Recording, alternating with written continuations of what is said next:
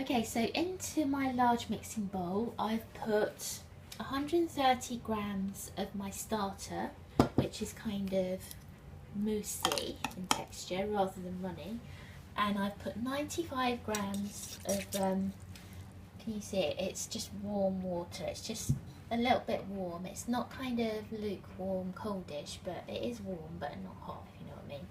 So what I've got is one of these little whisks, and I'm not going to whisk it as such, but I'm just pressing the starter into the water and just combining it. You can do this with your hand, but in the end I just found it worked more easily with this egg whisk. So it's not very good light actually in here, but you just combine it till it's kind of like Yorkshire pudding batter in a way. That should about do it. Right, now I'm going to measure out, oh crikey, 190 grams of very strong white flour. Hang on, I'm having to carry you around a little bit. I'll just get it down from the shelf here. Okay, now I'm still using white flour at the moment rather than wholemeal because I'm still fairly early on in my sourdough making days, and making white sourdough is a better way to learn because it's more reliable in the way it rises, and it's kind of handleability if you like.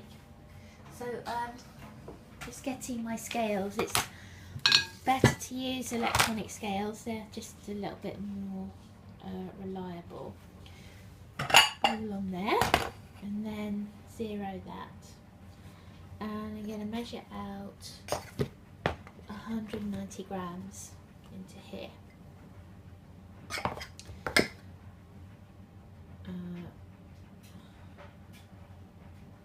Okay, nearly there.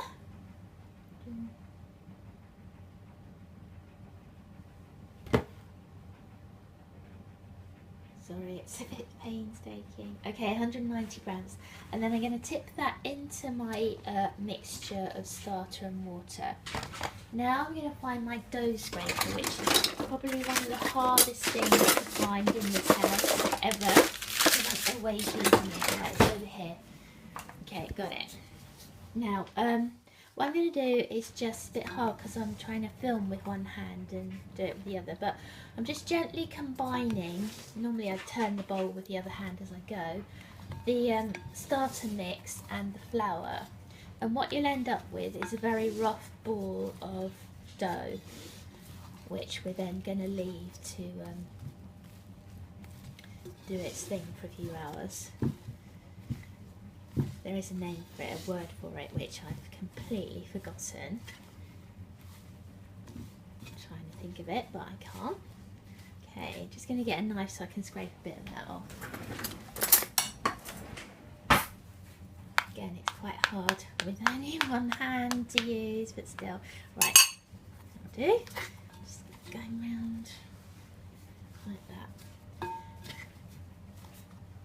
And it's really, really rough and ready at this stage. You're not looking for a nice smooth ball of dough. You're just basically making sure there's no dry patches of flour left over or anything.